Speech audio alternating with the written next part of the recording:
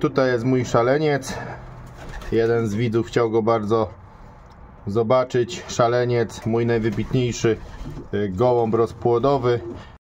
Także witam serdecznie wszystkich widzów mojego kanału, wszystkich hodowców. W dzisiejszym odcinku opowiem o rozpłodzie, rozmnażaniu naszych gołąbków, tym co najważniejsze. Srebrem jest lotowanie, złotem jest rozmnażanie, wychów nowych pokoleń. Więc jak ja to widzę, jak widzę parowanie, zasady parowania, jak paruję gołębie, troszkę jak przygotowuję te gołębie i jak właśnie wszystko stosuję w okresie tym rozpłodowym. Parę rzeczy tutaj poodpowiadam, odpowiem na pytania hodowców, którzy mi zadajecie właśnie związane z okresem rozpłodowym, łączenia w pary, jak łączyć, kiedy łączyć, kilka właśnie takich porad. Zacznę od tego, że teraz gołębie zostały zaszczepione. Jest to szczepionka żywa, inaktywowana, czyli tutaj mamy liofilizę, mamy tabletkę. Pokażę też, jak przebiega leczenie tutaj tego guza. Tak jak pokazywałem na wcześniejszym filmie, przywiązałem to nitką. I to się od ciała jakby odrywa. Ta część powinna uschnąć, tak to wygląda.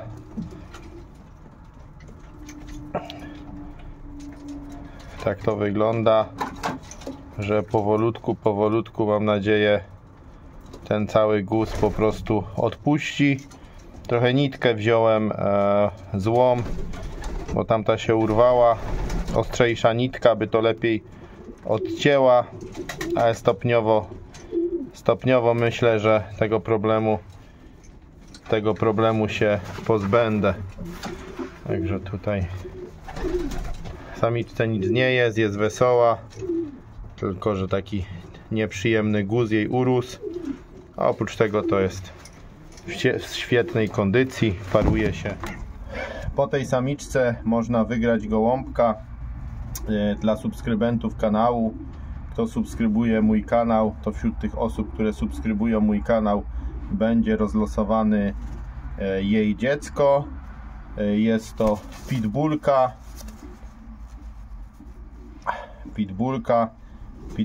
taka mocna pitbullka, bo mocno zimbredowana, można powiedzieć, taka 70-80% pitbulla ma w sobie, mocna bardzo krew pitbulla i po niej można wybrać młodego dla subskrybentów, a drugi młody jest wystawiony na aukcji charytatywnej dla Lenki. Jest tam aukcja, toczy się na Facebooku, na stronie, grupie poświęconej właśnie Lence. Lenka to dziewczynka, która boryka się z chorobą i potrzebuje kasy na rehabilitację, więc charytatywnie wystawiłem jej dziecko na tą aukcję. Odnośnie dobierania troszeczkę gołąbków w pary powiem, jeśli odnośnie łączenia, zasad łączenia, dodam tutaj tyle, że nie łączę dwóch bardzo dużych gołębi. Zresztą za bardzo takich na hodowli nie mam i jakoś tak nie przepadam za ogromnymi gołębiami, więc jeśli mam jakieś pojedyncze sztuki dużych gołębi, to te duże gołębie są łączone ze średnimi, też nie z małymi, żeby nie było takiej dużej dysproporcji, więc jakby delikatnie jest coś poprawiane, nie drastycznie, czyli tak jakby duży gołąb dostaje średniego. Jeśli chodzi o budowę, jeśli mam swoje gołąbki na gołębniku, to też raczej preferuję gołębie określonej budowy i jeśli coś sprowadzam, to musi mi w miarę leżeć w ręce, więc prawda jest taka, że większość gołębi ze sobą można połączyć, tylko jakieś tam małe niuanse są dogrywane, więc tutaj czy głęboki z płytkim, no nie mam mocno głębokich gołębi, nie lubię takich, więc nie mam takich na gołębniku, więc automatycznie te, które są, po prostu tą budowę mają powiedzmy przyzwoitą, wiadomo są lepsze i gorsze, Jeśli chodzi o widełki, tutaj spięcie, też nie lubię strasznie źle spiętych gołębi, raczej takie gołębie z hodowli eliminuję i takich gołębi do hodowli nie sprowadzam, więc też jakoś specjalnie nie trzeba tego poprawiać. Oczywiście też jedne mają lepiej, jedne gorzej, więc super lotnikom staram się dołożyć partnera lepszej budowy, żeby poprawić te walory estetyczne tego gołąbka, ale najważniejsze jest łączenie najprostsze, dobry z dobrym. Po prostu staram się łączyć dobry z dobrym. Staram się łączyć gołąbki sprowadzone, gołąbki imbredowane z moimi gołębiami, czyli jakiś sprowadzony gołąb, jak tutaj mam pitbullkę, którą miałem w ręce, wybrałem sobie taką, żeby mi się podobała, więc ma wszystkie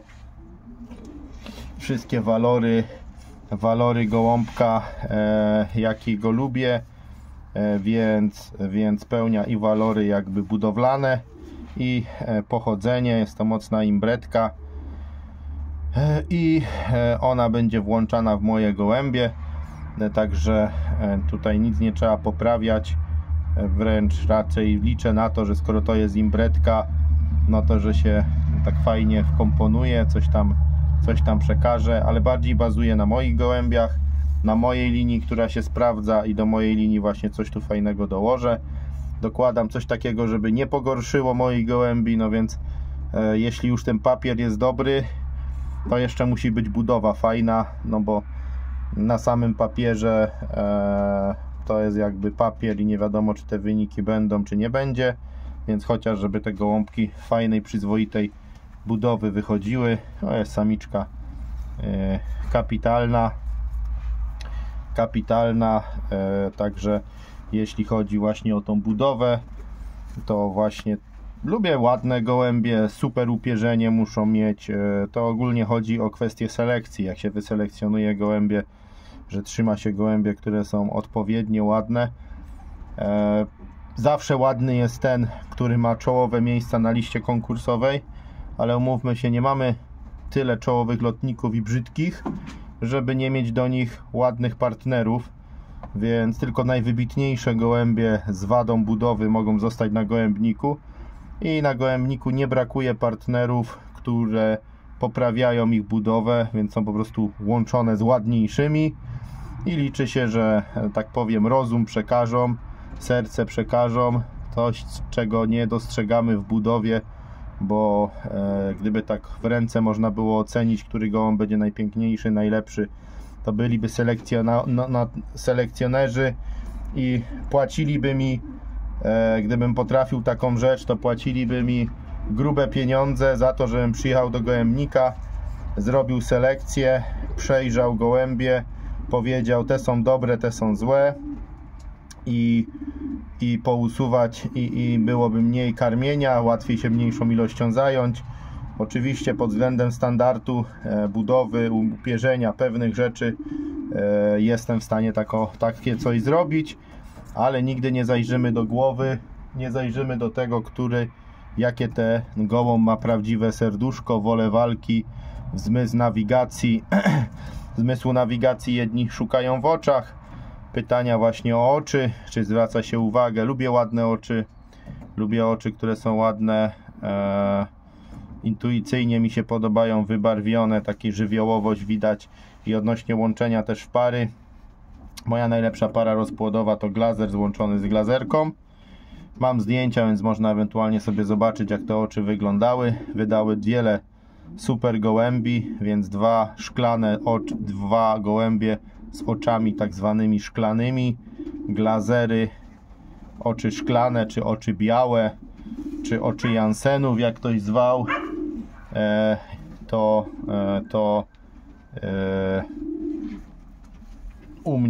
u mnie były łączone razem i super się sprawdziły. Także odnośnie tego parowania, właśnie dobierania w par, staram się dobre rodziny łączyć z dobrymi, dobre lotniki z dziećmi dobrych lotników,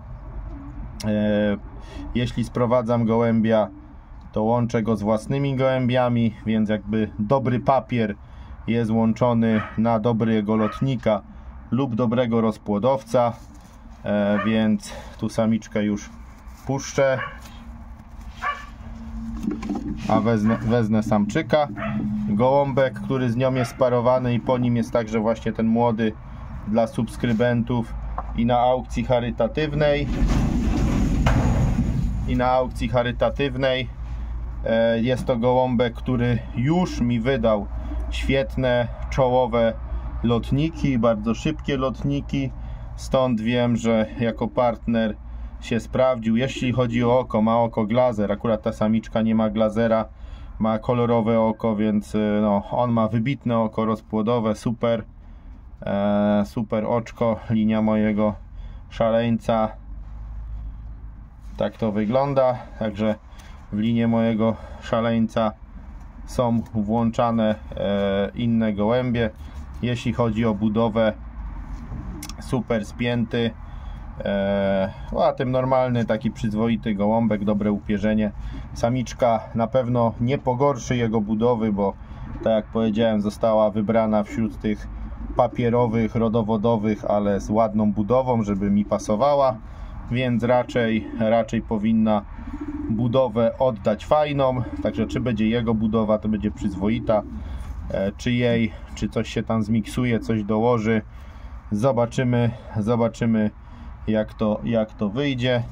Także gołąbek sprawdzony w rozpłodzie, do którego już dokładam, także dobry gołąb rozpłodowy, ponieważ lotowany nie był, ale już sprawdzony w rozpłodzie, dlatego do niego dokładam nową krew. Zobaczymy co z tego łączenia wyjdzie. Także takie szybkie i podstawowe u mnie zasady.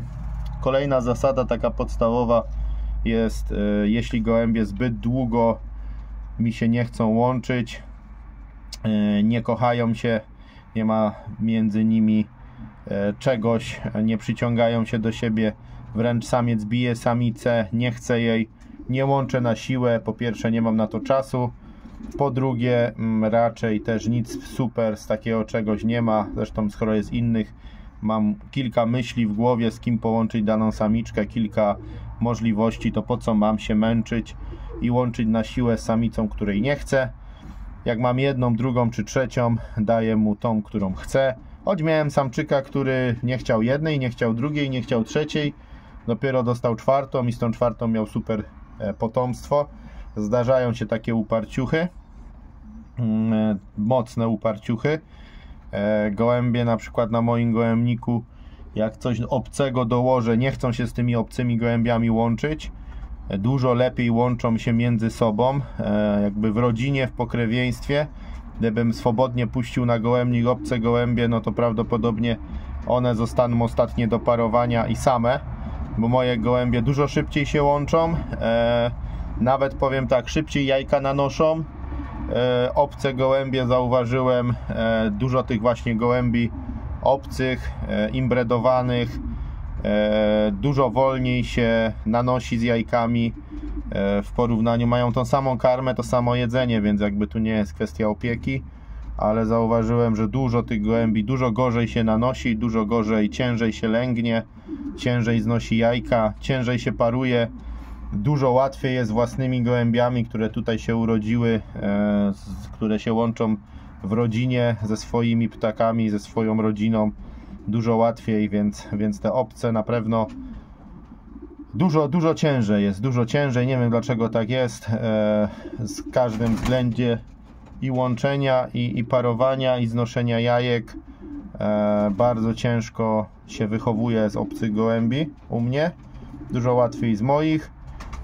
To samo zdrowotnie, też dużo gorzej to wygląda z mojej podstawowej linii. Te gołębie no dużo prostsze są w obsłudze, po prostu dużo prostsze są w obsłudze, dlatego obce gołębie w większości krzyżuję na moje, często po obcych gołębiach. W pierwszym roku w ogóle te młode gubią się koło domu, nie umią się tak jakby zaaklimatyzować. Miałem takie przypadki, co nie znaczy, że w kolejnych latach nawet z tych samych par te gołębie fajnie lecą, więc z tymi obcymi gołębiami trzeba dużo cierpliwości, ponieważ w bardzo mało przypadkach, jak powiem, na początku trzeba trochę cierpliwości, żeby coś z nich fajnego wychować, żeby coś fajnego wprowadzić. Ja nie rozumiem osób, które po roku mówią, że albo super materiał od kogoś sprowadzili. Szybciej bym zrozumiał, że ktoś kogoś pochwali, bo może się już mu na loty młodych pokazało, może mu się udało, ale ludzie mają 2 lata czyjeś gołębie i już wnioskują, że są to fatalne gołębie, dziady. Znam przypadki, że ktoś wychował jednego młodego czy 2 młode, skupił się koło domu i wydał opinię, że to są beznadziejne gołębie. To jest według mnie krzywdzące dla hodowców, od których oni ich mieli. Nie dali szansy gołębiom. Poza tym jeden gołąb, wiadomo, też to nie jest adekwatne. Jeden gołąb, my sami ile gołębi mamy, ile młodych chowamy i który się sprawdza. Więc z jednego ptaka mając coś, trzeba mieć ogromne szczęście, żeby coś się fajnego wychowało. A wszyscy lubią szargać innym opinię. Mają jednego gołębia, wychowali 2 młode, zgubili i już twierdzą, że od tego hodowcy gołębie są beznadziejne. No i tak skaczą z hodowli na hodowlę. Przynoszą gołębie, w większości przypadków przynoszą choroby, ponieważ każdy gołębnik ma swoje charakterystyczne choroby na gołębniku. Może w końcu trafią na jakąś hodowlę, no i tą zaczynają chwalić, co nie znaczy, te wcześniejsze były złe. Czasami po prostu też cierpliwości troszkę więcej było trzeba do tych hodowli, a hodowcy tak w dzisiejszych czasach chcą kupić i od razu mieć wyniki. Nie zawsze się to tak da prędko, raczej w większości wypadków się nie da po prostu i trzeba dużo cierpliwości złączyć. Profesjonalne hodowle to łączą samca, jak kupują, z 2-3 samicami w jednym roku. Hodują z niego przez te 2 lata i też podkreślają, że hodują 2-3 lata, ale wyhodowują z takiego gołębia kolosalną ilość młodych z różnymi samicami, tym lotują i oni po 2-3 latach mogą powiedzieć, czy dalej trzymają w hodowli, czy się go pozbywają. I to są takie duże, profesjonalne hodowle, które nie chowają 20 młodych, tylko potem 100 czy 200 młodych do lotu i tam jest dzieci w jednym roku, mamek poprzekładanych, to szybciej rotują te gołębie. To te profesjonalne hodowle sprowadzają 5, 10, 15 gołębi z jakiejś hodowli, hodują po nich w sezonie 40-50 młodych, lotują tymi młodymi, mają roczniaki kolejne i na podstawie tych 40-50 gołębi są w stanie powiedzieć, oni może mogą wydać opinię, że wychowali tyle i tyle i nic z tego nie było, albo że jakaś część, to oni coś są w stanie powiedzieć, albo kupują 15 i po 3 latach hodowli zostawiają 2-3 z tej hodowli, 2 sztuki, 2-3 do dalszej hodowli, resztę usuwają i wcale nie mówią, że z danej hodowli przynieśli kiepskie gołębie, tylko doskonale sobie zdają sprawę, że na te 15 gołębi, co kupili, 2-3 są dobre, a reszta niestety to są odpady i te 2-3 przyniosą im sławę i wyniki. Oni będą chwalić tą hodowlę, ale każdy zapomina, że oni nie przynieśli 1, 2, tylko 15, 20 sztuk z jakiejś zagranicznej hodowli, czyli też te kupę kasy było na zagranicznej czy polskiej. Tutaj akurat parę takich przypadków odnośnie zagranicznych hodowli. W ten sposób hodowle postępują z wprowadzaniem nowego materiału, robią kilka krzyżówek, własne gołębie zaklimatyzowane na danym terenie, mają też dobre gołębie, więc mają też czym krzyżować, bo to też są już hodowle na wysokim poziomie, które jeszcze coś, czyli potrafią lotować, potrafią wykorzystać te gołębie.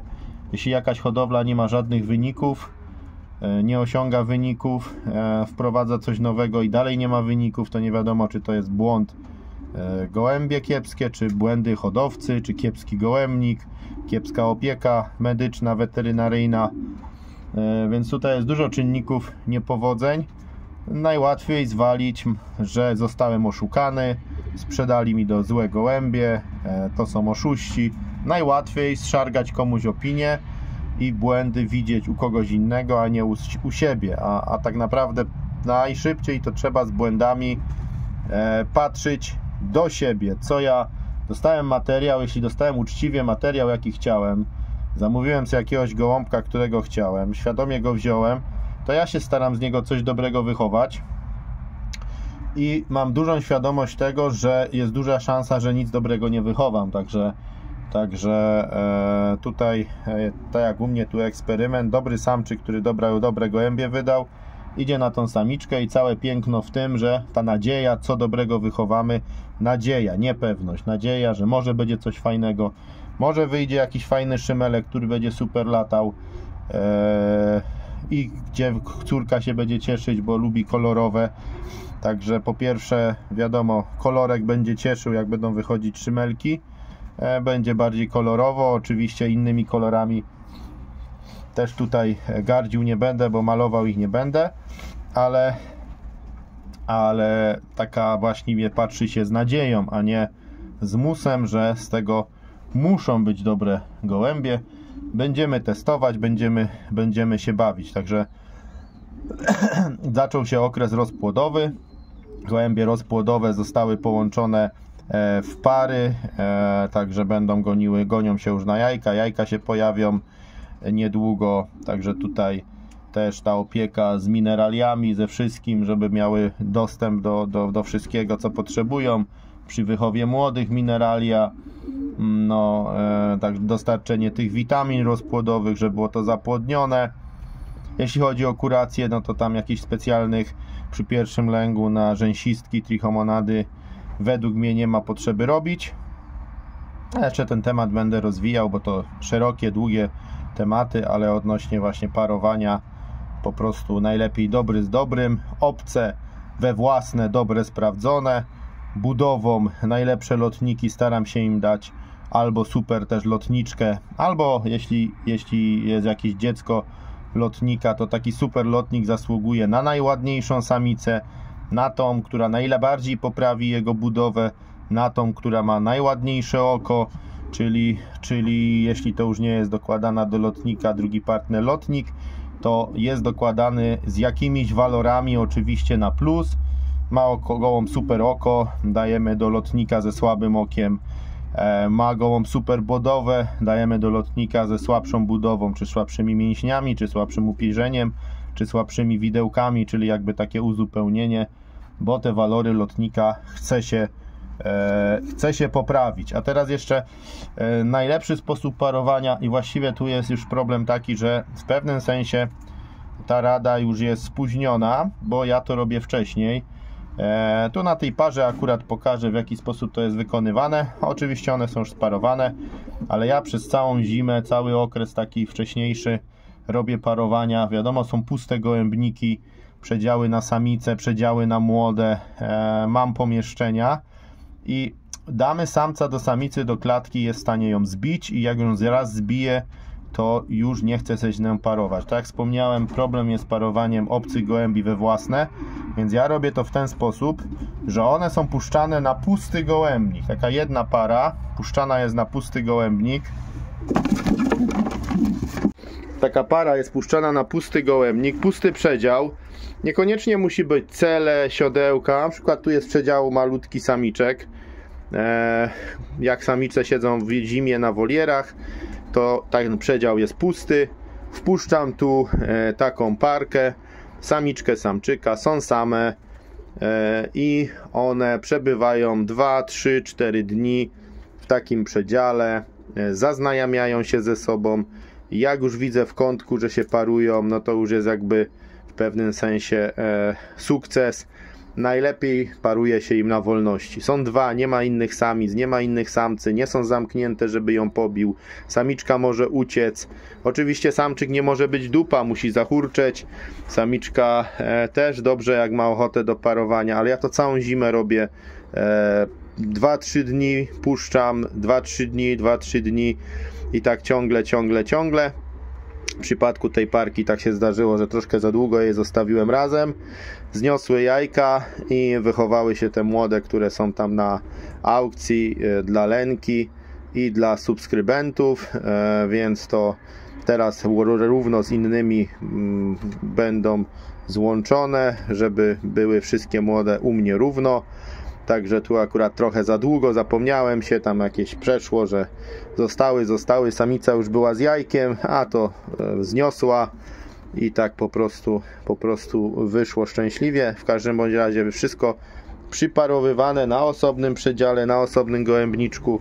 Taki właśnie gołębniczek boczny. No nie ma siodełek, nie ma nic, nie ma innych wtedy gołębi.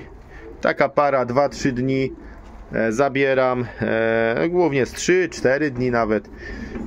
Czasami dłużej potrzebuję. Jednego dnia nie wykazują zainteresowania, drugiego nie, trzeciego. Tyle, że ja to robię całą zimę, cały okres wolny. Od jesieni, właściwie na jesieni, jak już rozpód jest rozdzielony, to są już pary na nowo składane. Jesienią są pary na lotowym gołębniku razem składane. U mnie praca, jeśli chodzi o parowanie, jest robiona dużo wcześniej, bo gołębie, które chcę rozparować, to albo pozbywam się jednego z partnerów. Najczęściej jest to najprostszy sposób i wtedy daję nowego. Jeśli chodzi o gołębie lotowe stare, to zawsze staram się je połączyć jesienią już na nowy sezon, także już one już mają partnerów przydzielone, ponieważ po okresie lotowym, jak wdowce bardzo chętnie się łączą, wtedy wystarczy tam na przykład samcom do ich cel zamkniętych powkładać samiczki, trochę pogruchają, kapitalnie szybko się wtedy wszystko łączy tak jak chcę i już mam pary połączone jakby na ten sezon. Jedynie kwestia dołożenia roczniaków i złączenia roczniaków. Tutaj ponieważ po roczniakach za dużo nie ciągnę, to też tylko kilka par łączę na lotowym, resztę, tak powiem, łączy się w dużej mierze z miłości, a tylko te kilka par, co mi zależy, łączę. Dopiero na jesień będę przełączał te najlepsze, po których chcę młode, na właściwych partnerów, a tak to właściwie właśnie zawsze to łączenie jest jesienią. To samo na rozpłodzie jest robione, też są przeparowywane. Żeby łatwiej było mieć samczyka więcej młodych, to czasami ma nową samicę i czasami dostaje starą, wtedy się z nią szybko łączy, żeby były dodatkowe jajka, idą pod mamki, a nowe gołębie, wszystkie nowe ptaki łączone są w boksach, w przedziałach młodych, gdzieś tam są pakowane do 2-3 przedziałów, co mam, więc jednocześnie to łączę 3-4 pary gdzieś w różnych kątkach, zakamarkach, gdzie się da. Zapisuję, jak się łączą, super, jest zapisane, jak nie, to szukam partnera i łączenie jest nie robione teraz, tylko całe łączenie było robione całą zimę, cały okres jesienny, zimowy. Gołębie były łączone, siedziałem do późna w gołębniku, łączyłem to, co mi pasowało. Jest to diabelnie dużo pracy, żeby wszystko połączyć tak jak się chce. I na rozpłodzie właśnie dobieram tych partnerów, obce gołębie zakupione z własnymi. Super, że się właśnie udało te połączenia zrobić tak jak chciałem. I tak u mnie wygląda cały proces łączenia, parowania i pewnych zasad, którymi się kieruję. Duża zasada to szczęście i intuicja, bo dużo gołębi tak naprawdę wychodzi z przypadkowych połączeń, przypadkowych parowań. Ale gołębie muszą mieć dobre pochodzenie, jakieś podstawy, ale dużo tak naprawdę jest przypadków i dużo od tego szczęścia zależy. Dzisiaj odpaliłem live'a na żywo, no i tutaj odnośnie tego live'a, tu pokażę właśnie tą samiczkę, która ma tego guza, którego ma zawiązanego, no to ma wyschnąć i odpaść. Obiecałem kiedyś, że to pokażę. Odnośnie właśnie live'a pojawiło się tam jeszcze parę pytań takich związanych z rozpłodem, z łączeniem w pary, więc tutaj do tego filmiku, który tutaj właśnie o okresie rozpłodowym dla kolegów nagrywam, domontuję jeszcze właśnie takie informacje, odpowiedzi na pytania. U mnie na gołębniku wygląda to mniej więcej w ten sposób, że gołębie rozpłodowe niosą jajka, ponieważ połączyłem je początkiem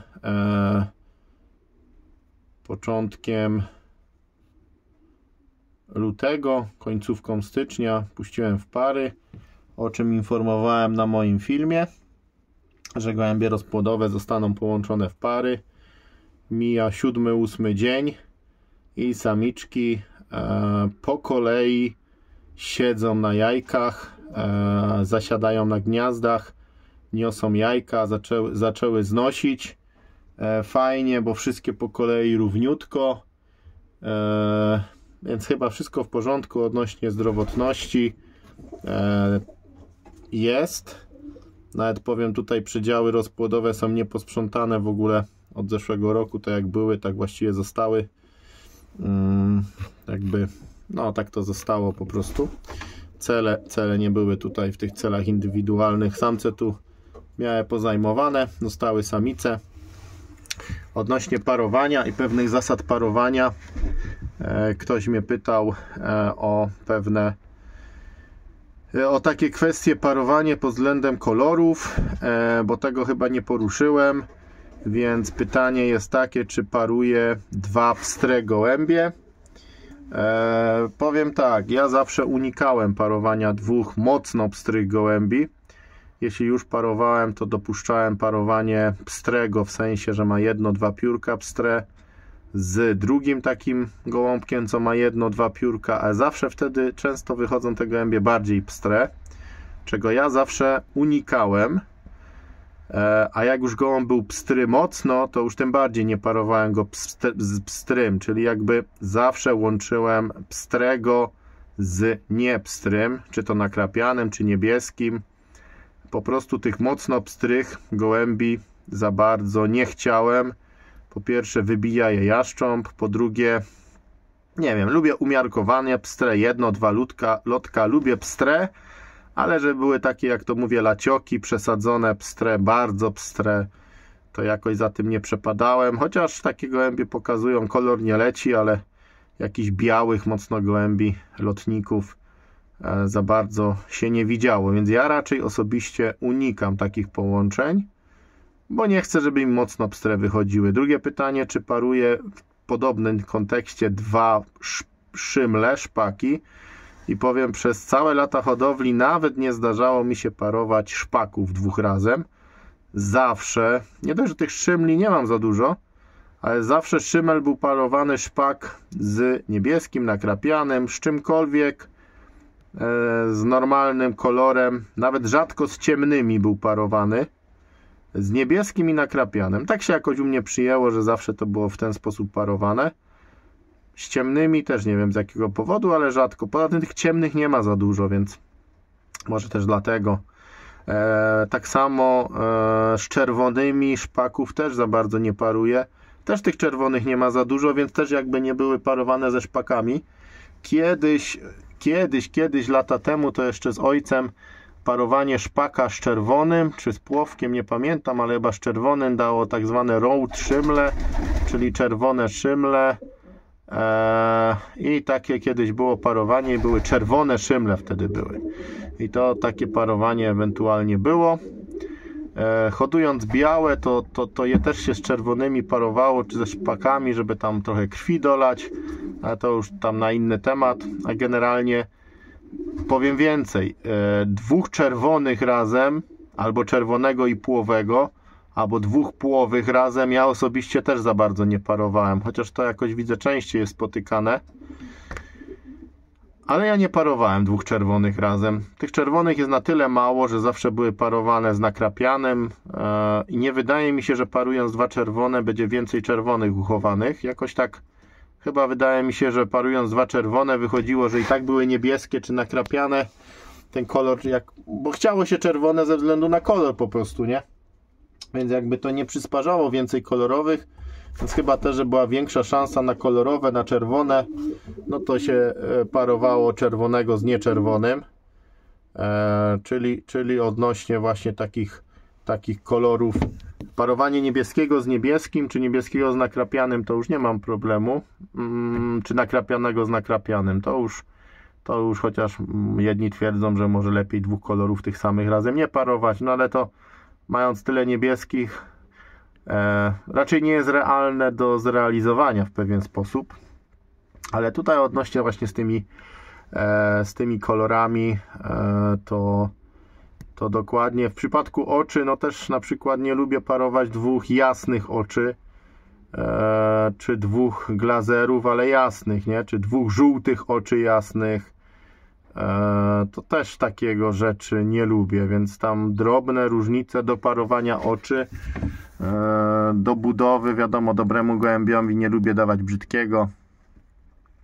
To takie może uzupełnienie odnośnie właśnie kolorów w parowaniu. Ja tego nie robiłem. Oczy, tak jak mówię, też nie lubię jasnych ze sobą razem parować, bo wtedy na pewno wyjdą jasne. No, lubię wybarwione, więc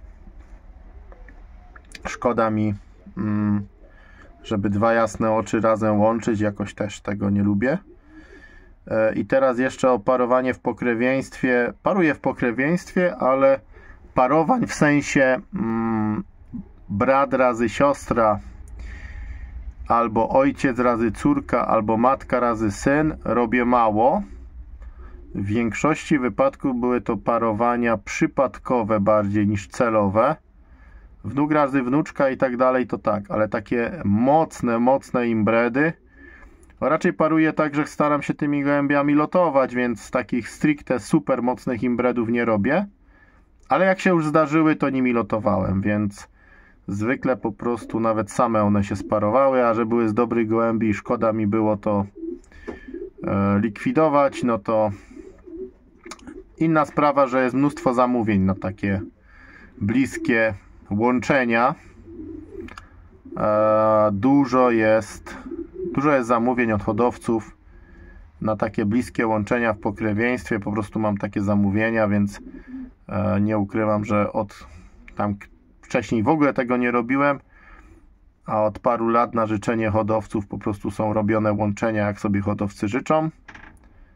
I o ile się okazało, że takie łączenia imbredowe w krzyżówce dały hodowcom bardzo dobre gołębie i parę bardzo dobrych krzyżówek wyszło, parę bardzo dobrych opinii od hodowców przyszło, że wkrzyżowując te imbredy we własne gołębie, super gołębie uzyskali. Także z tymi imbredami troszkę zacząłem się bawić ostatnie 2-3 lata, ale wcześniej tego nie robiłem i do lotów raczej staram się sobie wychować. Zwykle robię to na jesień, kiedy więcej troszeczkę zabawy z imbredowaniem, z łączeniem na pokrewieństwo, z zostawieniem czegoś do rozpłodu, bo łączyłem Van Loona z własną córką, żeby sobie zostawić te dzieci do rozpłodu, ze względu, że stary Van Loon ma swoje lata, więc żeby krew zachować. Łączyłem szaleńca z własną córką, mam w rozpłodzie. Łączyłem 901 z synem, tu tak samo, czyli łączyłem starą grytkę ze synem, też tak samo. Czyli moje najwybitniejsze gołębie w rozpłodzie faktycznie wychowałem sobie takie mocne imbredy, łączony ten oryginał, rozpłodowiec z własnym, bardzo dobrym dzieckiem lotowym czy rozpłodowym. To takie połączenia sobie włączyłem do hodowli i co mogę powiedzieć, po tych łączeniach imbredowych to nie są stare gołębie, więc nawet jeszcze takiej opinii wielkiej może ciężko udzielić, ale na podstawie tego, co tam poszły te gołębie do kolegów, do krzyżówek, zostały u mnie, no to jakieś pozytywne efekty tego są. Także pozytywne efekty na wspólnych gołębnikach z takich łączeń krzyżówkowych w następnych pokoleniach. Więc tak to wygląda, takie uzupełnienie tutaj właśnie do tego pytania. No i moje pitbulle szpakowate też nie są połączone ze szpakami, a akurat z niebieskimi. Pitbulle, Porsche, Kittle, szaleńce, Dakary. Wszystkie samiczki siedzą na gniazdach. Albo nie wszystkie, wszystkie bym przesadził, ale dużo. Widzę, że posypały się, będą jajeczka. Dobrze, że nie ma mrozów, fajna pogoda. to się naniosą. Także pod tymi gołąbkami pojawiają się jajka u mnie. No więc wszystko w rozpłodzie rusza na całego. A ja prezentowałem te pary jakiś czas temu, jak planuję to wszystko łączyć. I tam, jak ktoś zauważył, też nie było łączenia właśnie szpak na szpak, czerwony na czerwony. Tak odnośnie kolorów. Odnośnie budowy, no to jak wspominałem, zakupione gołębie mają raczej budowę taką, że mi odpowiadała. Dołączane do moich fajnych gołębi. Co z tego wyjdzie? Zawsze staramy się mieć lepsze niż były. Ładniejsze, szybsze, lepsze. A co z tego wyjdzie, to właśnie cała ta tajemnica tego rozpłodu. Także mam nadzieję, że coś się wyjaśniło. No, kolejna kwestia to moje gołąbki zostały zaszczepione. Po jakichś 3-4 tygodniach od szczepienia, w zależności od pogody, planuję parowanie. To jest taki fajny okres, żeby odporność się wytworzyła i ta odporność została przekazana też na jajka, na młode przyszłe. Więc taki młodziak, jak się kluje, ma część odporności rodziców, takich zeszczepionych, wziętych. No a później kolejne szczepienia będą wykonywane w następnym czasie. To tak jeszcze odnośnie tego rozpłodu. Ważne, żeby właśnie te gołębie, ludzie szukają kuracji, jakichś sensacji, różnych rzeczy. Zresztą o tym jeszcze z Tomkiem będziemy rozmawiać. Postaram się jeszcze coś nagrać na ten temat i szczepionek, więc mam nadzieję, czekajcie na kolejne filmy z Tomkiem, weterynarzem, z którym parę rzeczy poomawiam, ale właśnie tutaj z takich właśnie praktycznych rzeczy po szczepieniu rozwija się właśnie te przeciwciała, po to są szczepione gołąbki. Ta organizm, immunologia jest jakby przypominające szczepienie, które powoduje wzrost przeciwciał. Wzrost przeciwciał jest przekazywany przez samicę do jajek. Te przeciwciała są w jajku jakby w tym nowym organizmie i przez to młode są chronione też, a później oczywiście muszą być same zaszczepione. Jest to najtańsza forma kuracji, bo są pytania wszelkie przy rozpłodzie jeszcze o wszelkiego rodzaju kuracje, więc żadnej kuracji nie robię na rzęsistka. Nie ma takiej potrzeby. Nigdy mi się nie wychowały złe młode, nie robiąc kuracji. Nigdy nie miałem problemu z rzęsistkiem przy wychowie młodych, nie robiąc żadnej kuracji, czy to na rozpłodzie, czy na gołębniku lotowym. Co najwyżej stosuję jakieś drobne preparaty ziołowe, choćby propolis, który sam przyrządzam, podając, też niszczy rzęsistki, plus inne zioła, które są podawane na rzęsistki. To owszem, coś tam profilaktycznie wspomagająco podam. Zresztą zioła podaje się właśnie profilaktycznie, a nie w celu leczenia.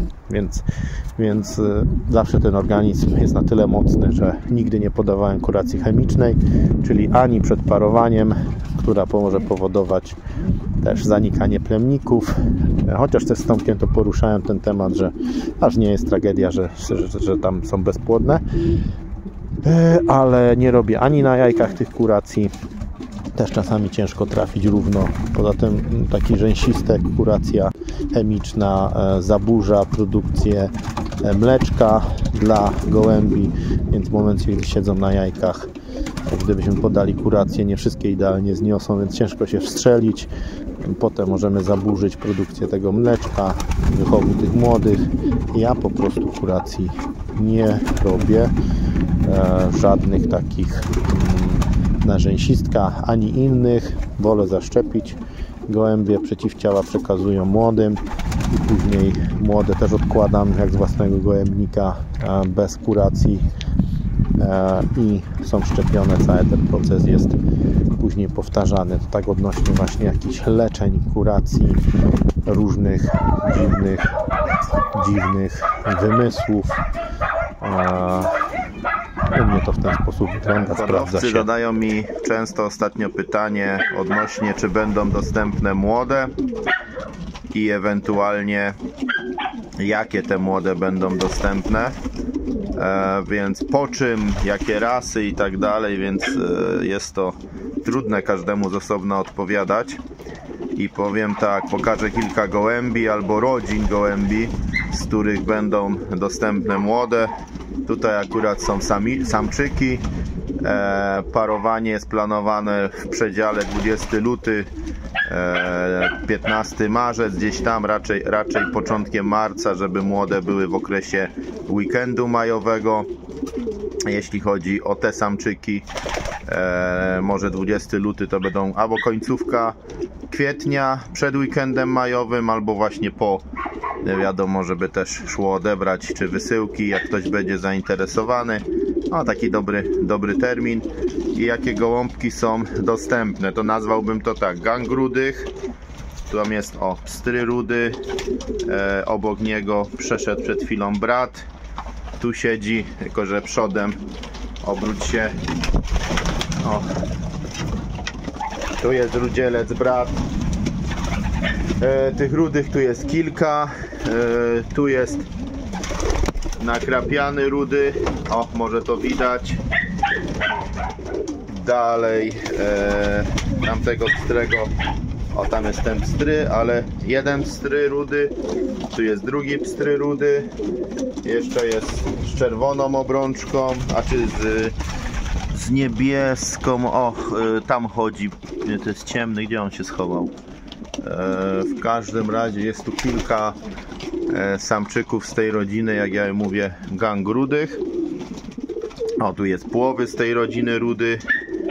Także to jest kilkoro braci. To one, wiadomo, będą krzyżowane z innymi moimi gołąbkami. To jakby taka jedna rodzina. Potem akurat stoją obok siebie jeden syn 901, drugi syn 901, trzeci syn 901. Taki nakrapiany, tu jest zaraz czwarty, więc kilka synów 901. Tam jest ten rudy, co wcześniej go szukałem. Potem jest kilka dzieci sztolki starej. Tu choćby z 18 roku jeden. Drugi to są bracia. Tam jest trzeci. Trzeci ciemny na dole, czwarty. Także kilka z tej starej sztolki. Kilka dzieci Van Luna mojego. Tu jest jedno dziecko Van Luna. I po kolei taki szek tu gdzieś powinien biegać. Tu jest niebieski pstry, jest jego kilku braci. Tamten, nie wszystkie są pstre, ten jest nakrapiany. Tu jest niebieski pstry, syn Van Luna z różnych roczników. No i dzieci szaleńca, tu jest syn szaleńca. Kilka jest na rozpłodzie, tam ten niebieski to syn szaleńca. Niżej kolejny syn szaleńca. Także tak to wygląda. Te moje podstawowe rodziny. Z tych po prostu będą młode. Także takie tu są samczyki. Wszystko z podstawowych par. I z nich po prostu będzie zostawiona młodzież i po nich młode będą właśnie oferowane głównie w krzyżówkach, też na dzieci szaleńca Van Luna 901. Takie tu są w 90% gołąbki z moich podstawowych linii. Ta biała to córka szaleńca, po niej też będą młode dostępne. Tu sztolki, tu ruda, tu samiczki właśnie, po których będą młode wnuczki szaleńca, córki szaleńca i rude i sztolki. Także z tych gołąbków po nich będą młode. No i tu samiczkom zrobiłem kąpiel. Tak się kręciły koło pojnika, pokazywały, że chcą być wykąpane. Więc posłuchałem ich i się zmobilizowałem i dostały wanienkę z wodą, żeby się wykąpać. Chcą być czyściutkie. No, tu też jest, tam też jest ruda. Tu jest córka Van Luna. To jest samiczka, po której u kolegi roczna zrobiła 8 czy 9, jest drugą lotniczką chyba oddziałów rocznych. Pierwsza jest też jego, miał 2 roczne, 10 swoją, 9 moja, jakoś tak, nie chciałbym tu przekręcić. Ta Szeka to też córka Van Loona. Tamta czerwona to Werkamenka z Mustanga, prawnuczka, i dołożone są do niej gołębie drapy, także z Marco. No tu moja ruda tradycyjnie, moje ciemne sztole Van Loony, tak to mniej więcej tutaj co siedzą, córka 901 starej. Tak się to tu kształtuje. Tam jest zresztą roczna płowa ruda, która miała 9 konkursów jako roczna.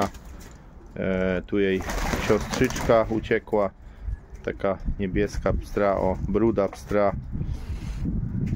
Także to są samice, po których będą właśnie młode na sezon 2024 dostępne.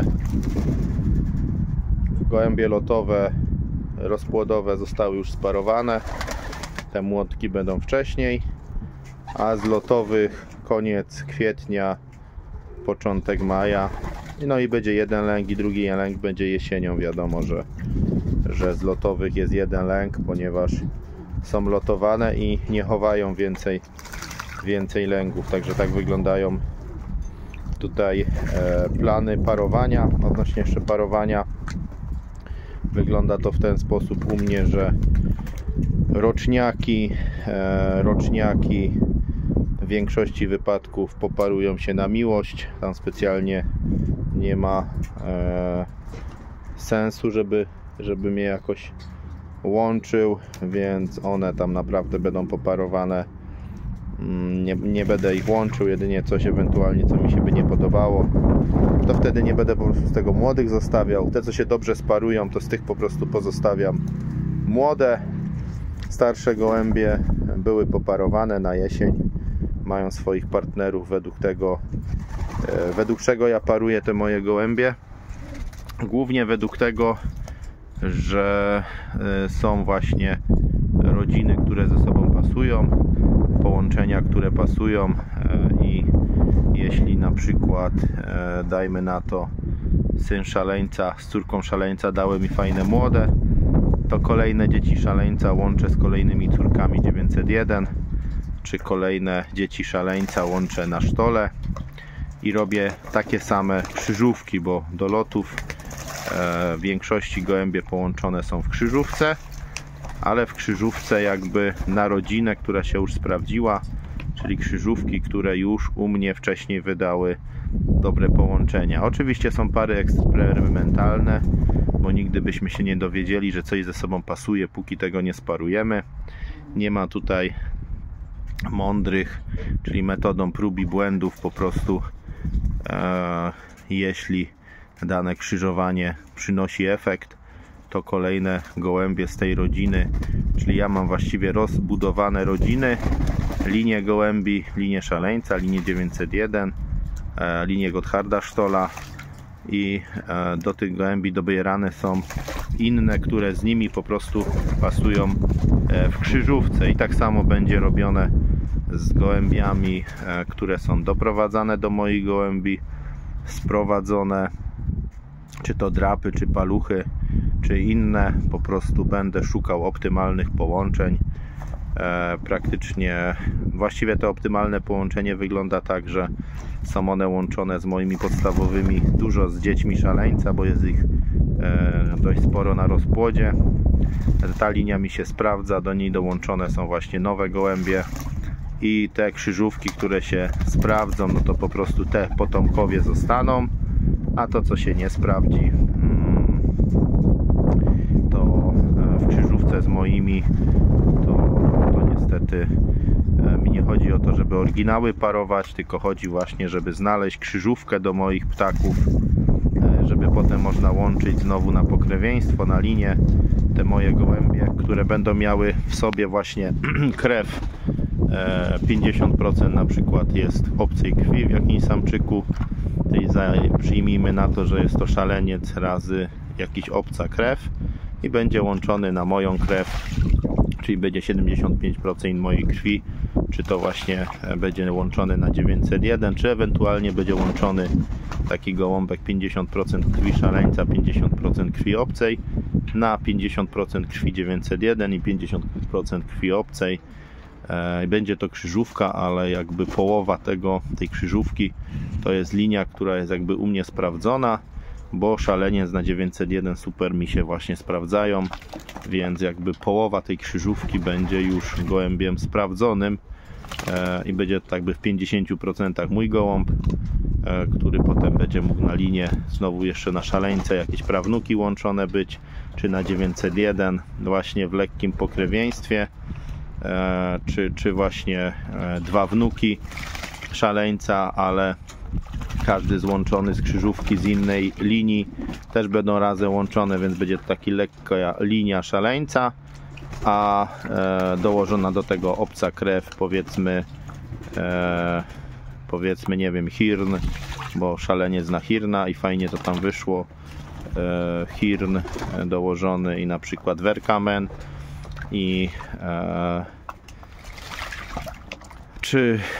czy właśnie szaleniec na pitbulle, czy szaleniec na Porsche, czy szaleniec na kitle,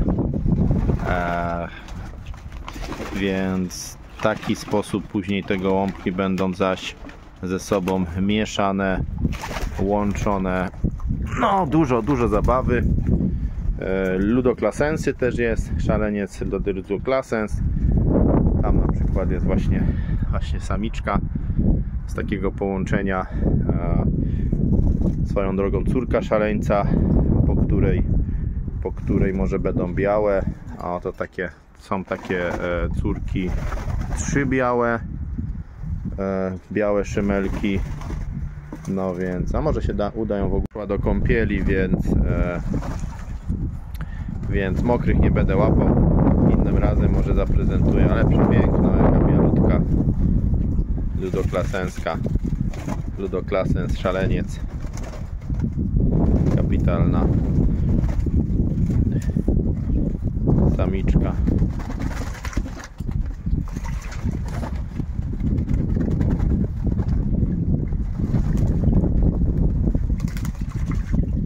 A się tu wszystkie idzie jeszcze raz, podejście robi do kąpieli.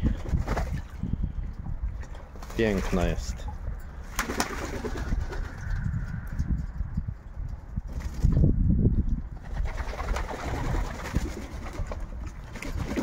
A to jest ta córka Van Luna, która wydała właśnie kapitalne gołębie z kubusiem.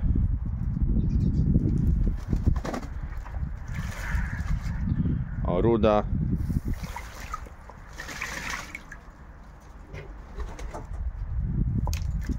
Niech się kąpają. Że mam nadzieję, że coś się wyjaśniło. Pozdrawiam serdecznie, dobry lot. Do usłyszenia na kolejnych moich filmikach.